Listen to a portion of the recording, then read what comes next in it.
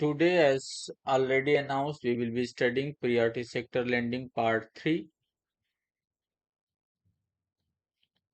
Uh, Before I go further, I would say and I would advise that this is the most important part because this topic is very brief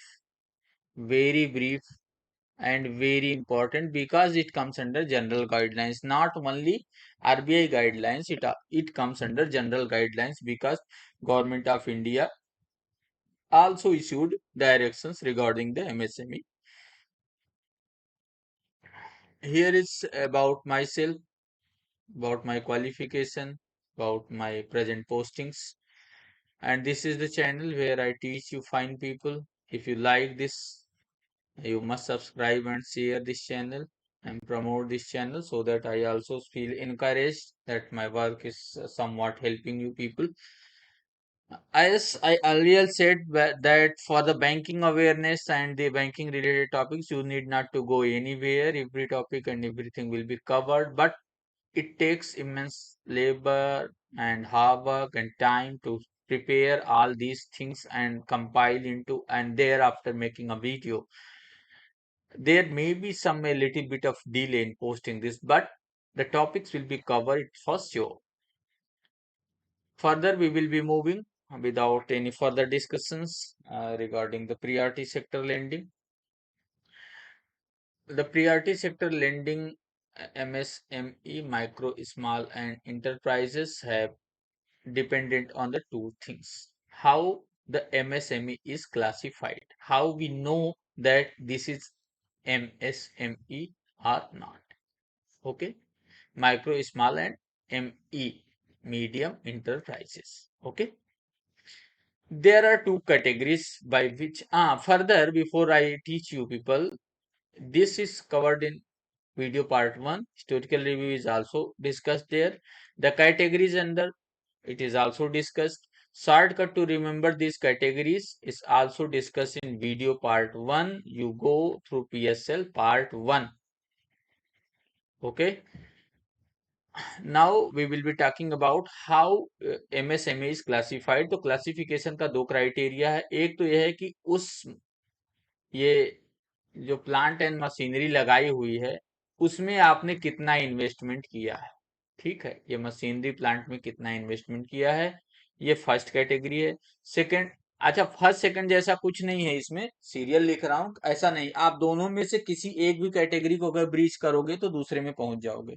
दूसरा है turnover, कि आपकी cell और purchase कितनी हुई है. ठीक, चलो इसके लिए गवर्नमेंट ने जो गाइडलाइंस बनाई है उसके लिए हम पहले देखेंगे उसके टारगेट्स कितने हैं और न्यू गाइडलाइंस क्या हैं एमएसएमई की, आरबीआई इंस्ट्रक्शंस क्या हैं, अदर इंपॉर्टेंट फैक्ट्स क्या हैं. ये सब एक में ही कंबाइंड है, कोई पर्टिकुलर हेडिंग वाइज नहीं जा रहे हैं, पर्टिकुलर टॉपिक वाइज नहीं है. These all things are combined in topic. Note that this topic is very brief but important. अच्छा, इसमें एग्जाम में क्या पूछा जा सकता है. फर्स्ट तो मोस्ट इंपॉर्टेंट थिंग जो है कि वो एग्जाम में दिया रहेगा कि एमएसएमई माइक्रो इंटरप्राइजेस कौन सी होती है. तो आपको पता होना चाहिए माइक्रो इंटरप्राइजेस की जो नई गाइडलाइंस क्या हैं. ठीक, तो माइक्रो इंटरप्राइजेस या मीडियम इंटरप्राइजेस की गाइडलाइंस की हम बात करेंगे. पहले ही बताया कि गाइडलाइन का क्राइटेरिया दो है. There are two criteria which the this is the categorized. First one is the your investment in the plant and machinery, and the second one is the turnover on which it is classified. Further, it is a micro enterprise when or where the investment in plant and machinery does not exceed 1 crore rupees. ठीक है, तो अगर 1 crore rupees से ज्यादा नहीं है, 1 करोड़ तक चलेगा. ठीक है, 1 करोड़ रुपए से ज्यादा नहीं है तो ये माइक्रो इंटरप्राइजेस में आएगी. अच्छा देखो, अभी टर्नओवर का क्राइटेरिया निकालना हो तो इसी में 5 से मल्टीप्लाई कर दो, तो 1 इंटू 5 कितना आ गया, 5. मतलब टर्नओवर या 5 करोड़ का हो या प्लांट एंड मशीनरी में 1 करोड़ का हो तो ये माइक्रो इंटरप्राइज आएगी। अभी स्मॉल इंटरप्राइजेस के क्या लिए क्या है कि प्लांट एंड मशीनरी में जो इन्वेस्टमेंट है वो 10 करोड़ रुपीज से ज्यादा नहीं हो। तो अगर प्लांट एंड मशीनरी में 10 है तो इसमें 5 से मल्टीप्लाई करोगे तो क्या आएगा 50। तो ये हो गया टर्नओवर, या टर्नओवर 50 करोड़ से ज्यादा नहीं हो तो वो क्या हो जाएगी, स्मॉल इंटरप्राइजेस। अब मीडियम इंटरप्राइज की बात करते हैं।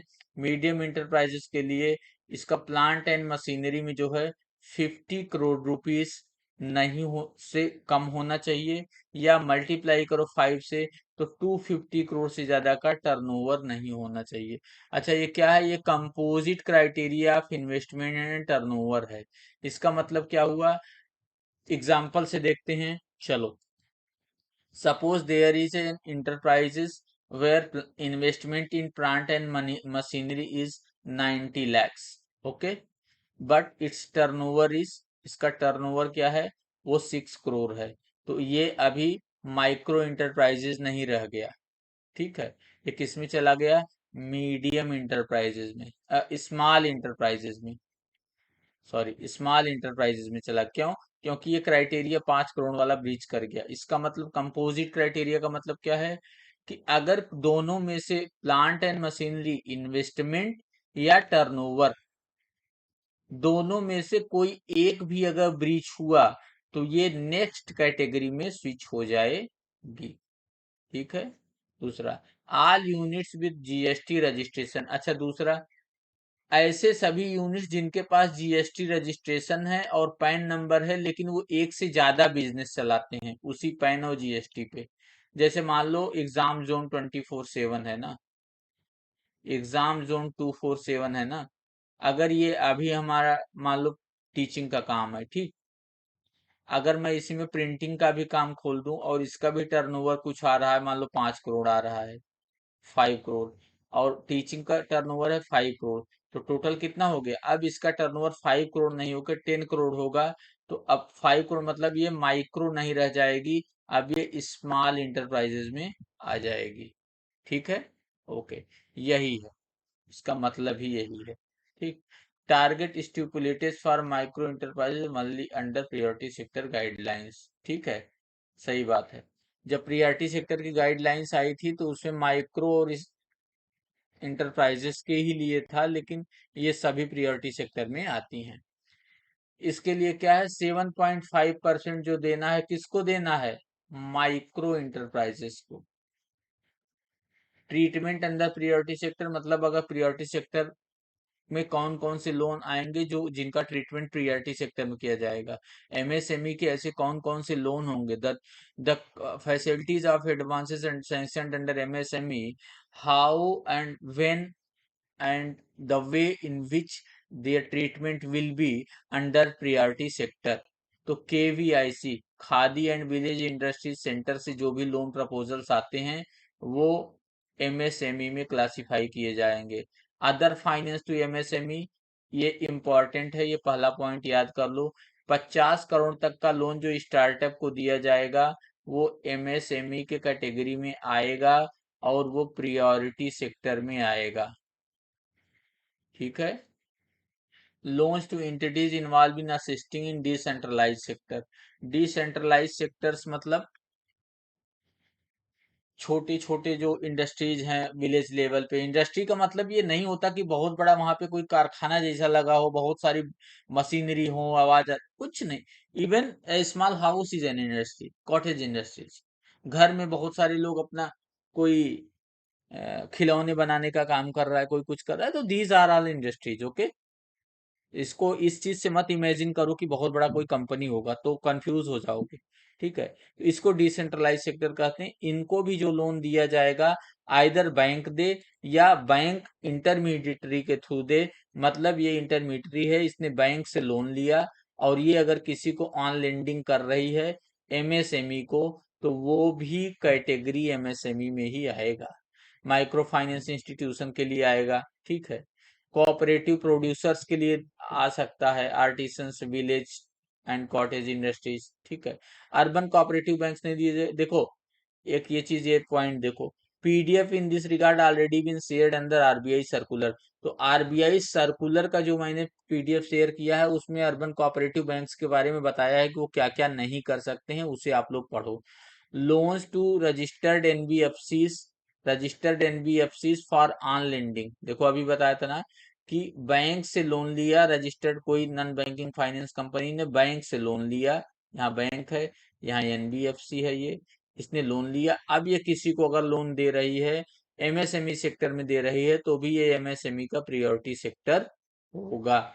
इसको कहते हैं इनडायरेक्ट फाइनेंस।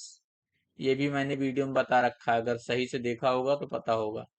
इसको इनडायरेक्ट फाइनेंस कहते हैं, मतलब इनडायरेक्ट फाइनेंसिंग कर सकते हो। और you can refer para 22 of that circular, ठीक है, दे आर ऑलरेडी, जरूरत नहीं है जाने की, ठीक है, वो सर्कुलर ही है, ये कंप्लीट सर्कुलर ही है पूरा। क्रेडिट आउटस्टैंडिंग अंदर general credit card including artisan credit card, लघु उद्यमी कार्ड, स्वरोजगार कार्ड, ये आप लोगों के लिए इम्पोर्टेंट नहीं है, ठीक है। स्केल 2-3 के जो जीबीओ दे रहे हैं, जो लोग प्रमोशन एग्जाम दे रहे हैं उनके लिए इम्पोर्टेंट है, उनके लिए ये भी है कि जो ये जितने जनरल क्रेडिट कार्ड है, लघु उद्यमी, ये सब आपको पढ़ना है, ये सब पढ़ के प्रमोशन एग्जाम देने जाना, ठीक है। ये आप याद कर लो। नॉन फार्म सेक्टर में अगर कोई लोन दे रहे हो तो भी वो एमएसएमई सेक्टर में आ जाएगा। ओवरड्राफ्ट ये इम्पोर्टेंट है भाई, ये इम्पोर्टेंट है, ये प्रमोशन एग्जाम वाले तो श्योर पढ़ के जाओ। जो प्रधानमंत्री जनधन योजना, अभी वो 5,000 नहीं है ना, अभी वो बढ़ के 10,000 हो गया है, जो ओडी देते हो ओवरड्राफ्ट, उसके सेविंग में बैलेंस रहता है। अच्छा, वो 10,000 भी नहीं है, वो उसके बैलेंस पे ऊपर, एवरेज बैलेंस पे डिपेंडेंट है कि तुम्हें कितना मिलेगा, ठीक। तो वो किस कैटेगरी में आएगा, वो अदर एमएसएमई कैटेगरी। ये कौन बताता है ये कि किस कैटेगरी में आएगा, ये गवर्नमेंट ऑफ इंडिया भी बता सकती है और आरबीआई भी बता सकती है। लेकिन अगर ये पूछा जाए कि कौन स्पेशली बताएगा, तो आरबीआई बताएगा। क्यों? क्योंकि गवर्नमेंट ऑफ इंडिया इंस्ट्रक्शंस देता है आरबीआई को, और आरबीआई फिर बैंक्स को इंस्ट्रक्शन देता है, ठीक है। Outstanding deposit with SIDBI and मुद्रा